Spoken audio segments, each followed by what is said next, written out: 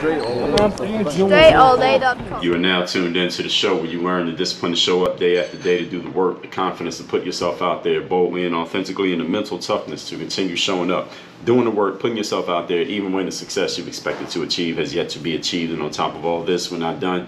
You need a huge dose of personal initiative. That is the go-getter energy that moves any one of us, including yourself, to go and make things happen instead of waiting for things to happen. And then we put all this together into a series of frameworks, approaches, insights, strategies, and techniques, all underneath the umbrella of one unifying philosophy that is called work on your game. My name is Dre Baldwin, also known as Dre All Day, and welcome to the show. And today's topic is why you are offended by things that really shouldn't offend you, why you're offended by neutral things, why you are offended by things that, I don't know, today it seems like people are being taught to be offended by things that really shouldn't be offensive to them. We're going to get into why that is, where it comes from, and what sparked the idea for this topic here today in a second.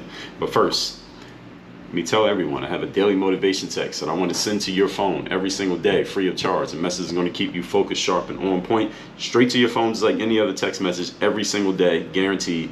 All you got to do to get into my text community, to be one of the recipients, is text me at my number, which is 305-384-6894. This message will come to you straight from that number every day. And an added bonus is that you can respond to any one of those texts. Sometimes I will send a question in those texts and you can just respond directly to it and you'll be talking directly with me. The number is also down below in the show notes if you forgot it already. So now let's get into it. Where this came from was the situation in earlier this year, in the late spring. I took a flight to Philadelphia around the Mother's Day weekend. That was actually on Mother's Day. I went to Philadelphia, surprised my mother and parents for Mother's Day. And I was on a flight, American Airlines, and there was a woman. I'm sitting in the business class section.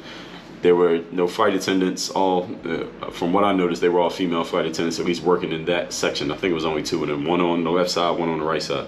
And I've been sitting there for maybe 10, 15 minutes. You know, you're sitting on the plane, is getting ready to go. You're sitting there for about 10, 15, 20 minutes. And at some point, this black guy gets on the plane. Now, the black guy he was like an official guy, like not a passenger. He was a worker. And he had on the suit and he had, you know, his credential around his neck, and he had a walkie-talkie in his hand, and he was wearing glasses. And I saw him get on the plane. I didn't know what he was doing because it didn't look like he was part of the flight attendant crew. He was not a flight attendant type guy. He was like an official guy. And I saw him get on, and he, walks down. He's walking down the aisle because I'm facing the part of the plane where people get on. So it's one of those planes, if you ever been in this section of the plane, on the bigger ones, they have some seats that are facing towards the entrance of the plane, and some seats that are facing the back, right towards the cockpit where the pilots are at. So I'm facing the entrance, so I can see anybody who walks onto the plane. I can see them when they come in. So I saw him come in. I didn't really think anything of him, but I did notice him because it wasn't anywhere for him to sit. I didn't know what he was doing. And the flight attendant who was working the aisle that I'm sitting in, meaning she was serving me, she had already brought me like some apple juice or something like that. She says something into the ear of this black guy, who's the official guy with the credential around his neck. I notice him look at me. She walks away, and he comes over to me. And he comes over, he's speaking to me really quietly, very professionally, very respectful guy. And he says to me, "Hey, sir, that hat that you have on, the staff here on the flight, they believe that the verbiage on your hat is kind of offensive. So I was sent over here to ask you if you could just, as a compromise, if you could just wear the hat backwards during the flight, because I had the hat on frontwards." Now, the hat that I was wearing was the "Work on Your Fucking Game" hat, which many of you have seen, and I'm actually not wearing it right now. Let me see. Let me grab one. I don't even know which one I had on. I think I had the blue one on when I was on this particular flight, or the black one, but it was this hat right here. If y'all watching on video, you've seen this, but even if you're not watching on video, you've seen me wearing this hat. It says "Work on Your Fucking Game." It has the U in the profane word is actually starred out. But I mean, everybody knows exactly what message is being conveyed with that hat. So he was asking me to turn the hat around. He said, "Would you be okay with compromising and turning the hat around?" And I said to him, "Well, for what?" Of course, I challenged him on this. "Why do you want me to turn around?" He told me that the staff on the flight found that the verbiage on the hat was offensive. So the first thing I'm thinking to myself was, why didn't the staff, the woman had looked right at me. She had already spoken to me. Why don't she just say to me, "Hey, I'm kind of offended by that because you just turned that around. Maybe she felt like I might be hostile about it. Who knows? Who knows what she's going through? She's working on a plane. I know sometimes passengers on planes get crazy, so she had no idea who I was or how I might respond to that. So, and plus I'm the person walking around with a hat on that says work on your fucking game. So maybe she was making a good judgment call to not approach me and ask me that, even though it wouldn't have been a big deal depending on how she broached the topic. But I said to him, well, why? He tells me that the staff is offended by it and they think it's bad language. And I said, well, I'm thinking to myself, well, I wear this hat all the time. I haven't had anybody ever say anything like that, even though, granted, I don't work in any official spaces where I have to listen to what anybody thinks about what I'm wearing. So maybe that's why nobody says anything. Maybe they think it, but they aren't saying it. And I said to him, well, no, for what? I mean, what's the point? What gets lost? What gets gained if this happens? And he just reiterates that he wants me to turn around. He asked, and he kept emphasizing that he was asking me. He was very nice, very professional about it, asking me if I would turn it around. And I said, no. My ultimate answer was no, I'm not turning around. He said, all right, sir. He walks away. He goes to the back part, like where the flight attendants get the food and all that stuff. He comes back 2 minutes later. And again, still being very polite and very professional. He gets close enough to me. Nobody else knows that this conversation is happening. So it's not like he's making a show of it. He's not making a scene out of it. And he says, he gets quietly says to me, well, sir, we're going to have to remove you from the plane. And I'm like, what the hell are you talking about? He says, well, I asked you if you would turn the hat around and you said no. So if you don't want to turn around, then we're going to have to remove you from the plane. And I said to him, well, you didn't say if you don't turn around, we're going to remove you from the plane. Because if he had made that clear, those were the options from the beginning, then I would have just turned the hat around. Now this is my brand, work on your game, but it's not that important to me to wear the hat frontwards that I'm going to not get on a flight because I got places to go. My time is more important than you seeing what it says on the front of my hat. And I said to him, well, if you would have made the options clear from the beginning instead of trying to make it seem like it was a request when it really was, it was more of a demand than a request. He was making it sound like a request. Actually, it was 100% a request, the way that he said it. I said, fine, I'll turn the damn hat around if it's a problem, whatever. And he said, all right, well, thank you, sir. I appreciate it. Thank you for going with me on this. And again, the guy was very nice, very respectful, a very professional guy. He handled that as well as you possibly could in this situation. So I turned the hat around, wore the hat backwards for the duration of this 3-hour flight to Philadelphia. Now, when it's time to get off of the flight, I approached the flight attendant, the lady who was working my aisle, because it had to have been her who had said something, because there was nobody else who could have said anything. I didn't see any passengers say anything, and I doubt any of them gave a damn or was even looking at me to care. So I approached her and asked her, were you the one who said, who asked the guy to ask me to turn the hat around? She said, yeah, let's talk over here. So we stepped over to the side and we're talking, and she's like, well, I think it's offensive. You have that word on there, and I think that language is kind of offensive words, and that's part of American Airlines policy, etc., etc. She started giving me the policy spiel. And I said to her, well, first of all, why didn't you say anything? And then she explained to me, well, I didn't know how you might respond, so this is what they do. They go send the black guy to talk to the black guy, right? Oh, fine. I mean, it's funny, but that is what happened. They literally did send the black guy to come talk to me. And there wasn't another black person sitting in that section of the plane, but anyway. And then I asked her, I said, well, what do you do in your regular life? She said, somebody has on something on their shirt, or I think she used, I don't remember exactly if she used any examples, but she said somebody has on something on their shirt or a hoodie or something that has offensive language. We ask them to, they got to turn it inside out or we remove them from the plane. That's just what it is. Those are the rules. And I guess this has become a thing lately. I don't know if this is new. I don't know if it's old. I have no idea. And I said to her, well, just asking her philosophically, when you leave this area, when you're not at work, let's say you step off of the plane and you see somebody walking with, let's say, my hat or a shirt that has language that you would deem offensive, what do you do? And she didn't really have an answer to that. And she basically said, well, I deal with it. I get over it and I keep doing it. I said, well, why do something now? What's the deal? How is it hurting you? I mean, you're working on the flight. I mean, you're still serving the food and drinks and whatever it is that you do as your job here. What's the difference? What's the point? And the ultimate answer that she gave, which she said several times, at which point the conversation pretty much ended, was, well, I have final say and I control this area of the plane. And any of you have been on a plane, the plane is not that big. So this is a 15 by 25 area that she has, I guess, power over, and she has a certain title that is like the head flight attendant, and that's who she was. So she's the one who made this call that this thing is offensive to people. I don't know who the people were. Again, nobody else said anything. It was just her. So she was, I guess, taking her opportunity, just like a security guard or a bouncer at a club. This is the one place where they have some opportunity to have power and they can enforce it. She did it, and I mean, she even had to do it through another person. She had to be passive about it.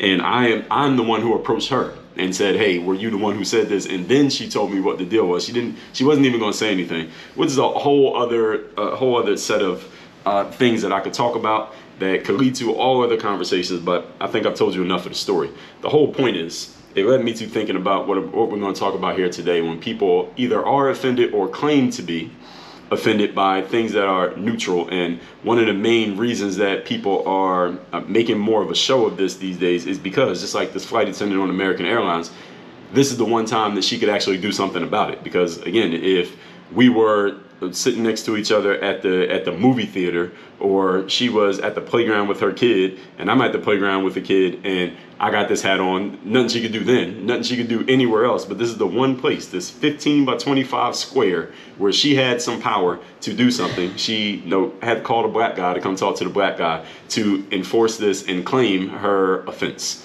Let's talk about this. Point number one. Today's topic, once again, is why you're offended by things that generally probably don't offend you, but you're claiming that they do. Number one, you're not really offended. This is the first point. As I said in episode 1888, when I talked about victims becoming the new dictators, in episode 1613, why victimhood sells. Being a victim is a new power position. Claiming to be offended is now the new thing that you can do to get power over other people. See, being the person who actually has power and taking advantage of the weak person, the victim, that used to be what the powerful person, that used to be the powerful person in the room. Now the powerful person in the room is the person who is offended, the person who's victim, the person who's being bullied, the person who's being marginalized, the person who's not being recognized. Now they can leverage that to control, or at least try to control, the people who are doing the oppressing, the alleged oppressing. They get a little bit of power in this situation, at least some quasi power. Now, did this flight attendant really acquire any real power by having me turn my hat around? Or let's say I had taken the hat off, or had I been thrown off the flight? Did she get any real power from that? Was anything actually achieved? Of course not. She still had the same job. She still had to do the same work. She's still serving food and drinks on the flight. But now, claiming to be a victim gives her that temporary boost that she otherwise would not have had. And human beings, and this is not about her, because this situation is just a microcosm of a much bigger thing that's going on, and that's why I reference you to these other episodes. This is not my first time talking about this. Human beings will do a lot of things to feel important, even if only temporary importance. Even if it's a fleeting feeling, that feeling of importance matters a lot, because all humans have egos. So there's a process in life for acquiring real, tangible power. There is a process for doing it, but that process requires an investment that not everyone is willing to make. Thus, we get the shortcut of being a victim. Moving on to point number two.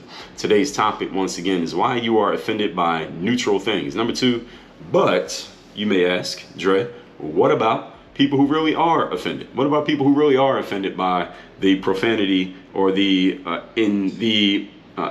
intimated, what's the word I'm looking for? The profane language on your hat that is being suggested, even though it doesn't say the full word, the suggested profane language on your hat. Dre, what about people who really are offended by that? What if someone with a 5-year-old kid was sitting next to you on the flight and they saw it and they really did have a problem with you having that language on their hat because their kid had to see it? What about that? What if people really are offended? See, the change is now they can do something about it. See, the people who, if you were offended 10 years ago by anything, you just had to be offended. You had to eat that offense. You had to take that home with you and wear it and figure out what to do about it. Now you can do something about it. So let's address the snowflakes who now can do something about the fact that they're offended. First of all, mental toughness is a requirement for life success, and many people lack it. And this is one of the main reasons why many people don't achieve success in life. Is not information or access or knowing the right people or any of the normal things that people like to say is the reason why they're not where they're at. It's usually a lack of discipline, confidence, mental toughness, or initiative, which is why this show is all about those four principles. Without mental toughness, you can still live You can still survive. You can still live 100 years and have a happy life and have people at your funeral. But you will be limited to a narrow scope of environment and activity, because there are going to be so many places you don't want to go or won't want to go or can't go, or things that you can't do or won't do simply because you will be offended if you get into those spaces. And there's nothing that you can do in those spaces when you are offended except eat it. And many people don't want to eat it because they don't want to build up their mental toughness, so they just stay away from those spaces. You will, when you lack mental toughness, you must remain in a bubble in which your weaknesses are accepted and compensated for.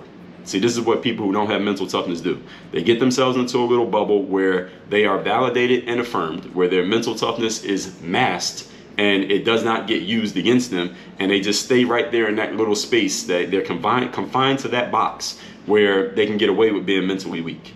And there are a lot of people who do this. I talked about this when I did my 4-part series about Ibram Kendi, and I talked about his book, the anti-racism book. One of the things that I pointed out about Mr. Kendi, and I think it was a brilliant idea what he did with this book, because he knew exactly who his target audience was, which was absolutely not me, and probably not you either. Maybe some of you, but most of you know. He understood that if he was to go into the public square and debate on this book and defend the arguments that he puts forward in this book, he will probably get destroyed, because there's a lot of bullshit and a lot of bad data in this book. I talked about this in episodes 1788 through 1791. If you have not heard those, go listen to them for yourself, and you'll see me point out logically and objectively the bad data and the lack of research and the incomplete arguments that he puts forward in that book. However, even Kendi was smart enough to know that what I just said. He's smart enough to know that he probably shouldn't go into the public square and talk to people who, like me, have some challenges with some of the points that he made in that book. So what does Mr. Kendi do? He stays in his bubble. He has not, since this book came out, this book has been out for probably 3 or 4 years now, probably sold a lot of copies. This has been a career-defining publication by Mr. Kendi. Great business move by him, and I'm not saying that in a facetious way. But he's been smart enough to stay away from anyone or anywhere where he might have to actually defend these points, these talking points that he made in his book, because they won't stand up against any real scrutiny. So he stays in his bubble where he is defended, validated, and affirmed by a jury of his peers, or his peers who want to believe the same thing that he wants to believe. Many of them want to do the same thing that he did, just on different subjects, maybe at a lower level than what he did on maybe the same subject, where they can all be validated and affirmed, and it basically becomes this mutual admiration society of people who are not willing to put their stuff out into the public square where they know it would get destroyed. I talked about this when I talked about anti-racism. I talked about it in the episode on, what episode was that? Episode number 1886, where I talked about dissecting critical race theory. That's another one. When we talked about wokeism, when we talk about victims, all of these episodes, you have these people who are espousing these points that I've gone against. And the thing is, nothing wrong with them having the ideas that they have. The challenge is they won't go anywhere where they will have to actually defend these against real criticism. So they stay in the bubble where they will only be validated and affirmed. And to me, this is there's a clear sign of a lack of mental toughness, when you will not go anywhere where you could possibly lose, where you could possibly get beat, where your beliefs will possibly be exposed to the light. So you stay in the places where you'll only be validated and affirmed. And this woman, this is a microcosm of it, because she said, well, look, if I saw you with that hat on at Applebee's, I couldn't do anything about it. But since I see you with that hat on this square that I control, now I can do something about it. Like, for what? I mean, again, what is the tangible gain in this situation? That's the real question. It's not about whether or not it's part of American Airlines policy. I didn't go check. I believe her. I took her at her word for that. But what's the point? What's the outcome that is gained? What did I gain? What did she gain? What did any other passengers gain? What did anyone gain through this situation? Well, all of you gained, because I got to talk about this and I got some content out of it. I can make content out of anything. But other than that, what else was gained in this situation? I can't think of anything. But if any of you noticed something and I'm not noticing, please let me know. So, as I said, some people just stay in their bubbles in life. When you have no mental toughness, you have no choice but to stay in your bubble or go out into the world and get your ass kicked until or unless you develop some mental toughness. Outside of that bubble, your weaknesses will be used against you. Think of a wild animal, for example, that lives in the zoo versus the wild animal that's living in the jungle. All right, they're still the same animal, but it's two completely different environments. See, the jungle animal can easily live in the zoo, but the zoo animal cannot easily live in the jungle. They wouldn't last long in the jungle. Moving on to point number 3. Today's topic, once again, is why you're offended by neutral things. Here's the second thing. on the third point, is we have to draw a line at what we accept as offensive versus what you need to learn to deal with. And this is really the crux of what I was asking this flight attendant woman once she made the whole this is company policy point, which doesn't matter to me. And by the way, if you work in customer service, any type of customer service, never stonewall a customer by telling them about your company policy. No customer ever has been satisfied by being told by an employee that this is company policy. Usually that's some form of, well, I'm not going to do anything different because it's company policy. All right, that's the worst thing that you can say to a customer in my experience. Anyway, we got to draw a line at what you need to learn to accept versus what actually needs to change. Now, I could say that I think your clothing is offensive. Like if you're an overweight person and your stomach is out based on the kind of clothes you wear, I could say that's offensive. And then you need to cover up because that bothers me. And I can claim victimhood in that situation. It would be kind of ridiculous, but I'm sure that's happened before. If I feel a female is showing too much skin, what if I'm on the plane and I have kids with me? I don't have any kids as of this recording, but let's say I'm on a plane, I got kids with me, and a woman sits next to me and she has on a skin tight outfit, and I feel like it's offensive. And I don't want my kids looking at that. They're too young to see that. I feel like it's soft porn. Can I claim offense? Can I tell the flight attendant, hey, I'm offended by this? She has to cover up or she has to get off the plane. As a matter of fact, I think I've seen videos of that actually happening to people, that a female is told her clothes are too revealing and she has to cover up or she's not going to be allowed on the plane. That kind of stuff happens. Or I don't like the idea that's being shared on your t-shirt. You got a t-shirt that says you support whatever cause, or you support whatever political candidate or a political party or a person who I think did something wrong 10 years ago. I don't like the idea that you're espousing on that shirt. You got to do something about that. Now listen, I'm allowed to feel however the hell I want to feel. My feelings are my choice. But none of your feelings are punishable offenses. See, let me say that again. None of the things that my feelings are offended by are punishable offenses. None of those things, at least. And actually nothing. Nothing that I could feel bad about is a punishable offense. Now, if you do something, that's a punishable offense. Now, if you carjack me, I could feel bad that my car got stolen and I got robbed, but you're not going to go to jail because I feel bad. You're going to go to jail because you committed a crime, like in the law books. You understand the difference? See, the feeling of how I feel, you can't send someone to jail because of offending your feelings, for the most part. The last time I checked, I don't think there's a crime on the books for making somebody feel offended. Now, there are crimes that you may also feel bad about, but it's the crime itself that you get punished for, not the feeling that you offended of another person. See, I would not approach you or the authorities about the fact that something you did bothered my feelings. I would just have to live with it, or I would have to find somewhere else to be. Words, opinions, support of a cause, a program, person, movement, etc. None of those should ever be labeled or accepted as, quote, offensive, close quote. People are allowed to have their opinions and their freedom of speech, even if their speech, in your eyes, is incorrect. When we start policing these things to protect, quote unquote, one side of a conversation or any particular opinion, that's when we start going in the wrong direction. Moving on, point number 4, last point. Today's topic, once again, is why you are offended by things that really should not offend you. This rampant victim claiming that's going on. Again, the airline situation is just a microcosm of a bigger idea, so I'm glad it happened because it got me thinking along this line. This victim claiming is making the world weaker as a whole. That's really what's happening. And some of you may have heard the saying that hard times make strong people, strong times make weak people. So what happens is when times are hard, people have to get stronger to deal with them. And because they got stronger, those strong people rather, because they became strong, they make good times. I left the part out of that. Strong people create good times because you have these strong people with all this mental substance. They create prosperity. But because we have so much prosperity, what happens is the prosperity leads to people getting mentally weak. They relax.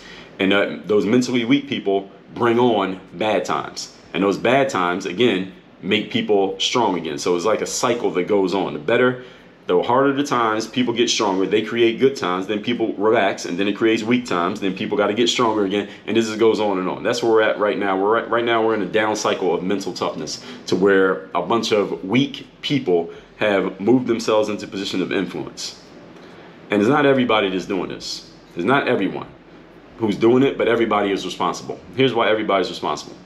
If one person is claiming offense at some benign thing, and there are 10 people in a room sitting there and allowing that fallacy to be perpetuated, those 10 people become complicit in allowing the weakness to be normalized. And here's the reason why that matters. Because if you allow weakness to be normalized, eventually it's going to come for you.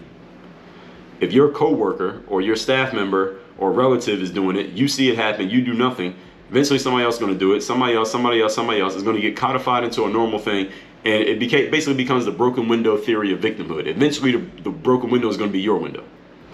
It's a slippery slope of subsidizing weakness. See, the bigger problem, as most people, including myself, we don't normally do stuff because of its alleged benefit to the greater society. We usually do stuff because there's some incentive that affects us directly. That's how most people live their lives. We focus on ourselves and the ancillary benefits that it helps other people. So here's the thing.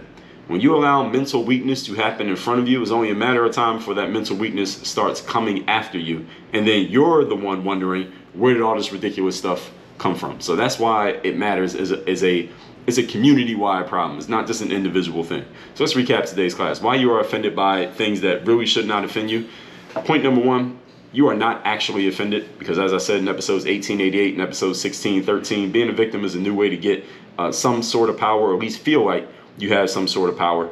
And because again, a lot of the things that people do to get this temporary power, the power goes away just as quickly as it came, and there's nothing actually to be gained from it. And there is a process for getting real power in life, but it requires real work that not everybody's willing to do. Point number two, what about people who really are offended? All right, the change now is that they can do something about it. And the thing is, for these mental snowflakes, is understanding mental toughness is a requirement for success in life. And if you don't have it, then what happens is your life gets more and more constricted. In other words, your comfort zone, as we all know it, gets smaller and smaller till all you can do is turn around in a circle, because you can't go anywhere, because all the places where you would go, stepping outside of your comfort zone, there are things that would challenge your mental weakness. And if you don't have the tools in place to deal with that, what are you going to do? Again, it's kind of like two lions. They're the same animal. One of them's living in the zoo, others in the jungle. The jungle lion can easily live in the zoo, but the zoo lion could not easily survive in the jungle. Point number three. Secondly, we have to draw a line of what we accept as offensive versus what you need to learn to deal with. And this is really the crux of how mentally tough you are. Where is that line for you? How many things are you willing to accept as, I got to learn to deal with this and I'll handle it. If I need to handle it, I'll handle it, versus I'm going to cry about it and be a victim about it. That line, wherever that line is for you, really tells you where your mental toughness is at. Some people is at a level 90 and some people's at a level 10. Which one is, where are you? Where are you in that line? Even if you do find something offensive, how do you deal with it? See, it's not it's not even whether or not you find something offensive, because there are a lot of things you could be offended by based on how you feel. Everybody has a right to their opinion. Question is, how do you deal with it when you are offended by something? Do you address the person? Do you go talk to them? Do you go deal with the situation as it is? Do you go complain about it? Do you try to get somebody canceled in a sense? What do you do in that situation? Everyone's allowed to have their freedom of opinion and freedom of speech as long as they are not violating another person's rights. I think anything that is beneath that line, I gotta learn how to deal with it some way, shape, or form, however I want to do it. Moving on to point number four. This rampant victim claiming is making the world weaker.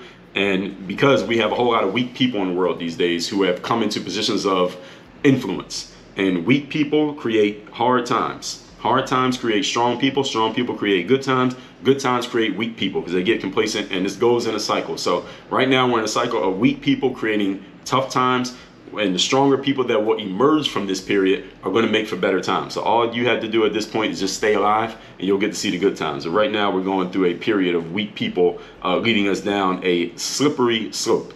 And what's happening is, again, everybody is complicit in this situation if you allow mental weakness to happen in front of you and you don't step up and do something about it, because eventually that mental weakness is going to come from you.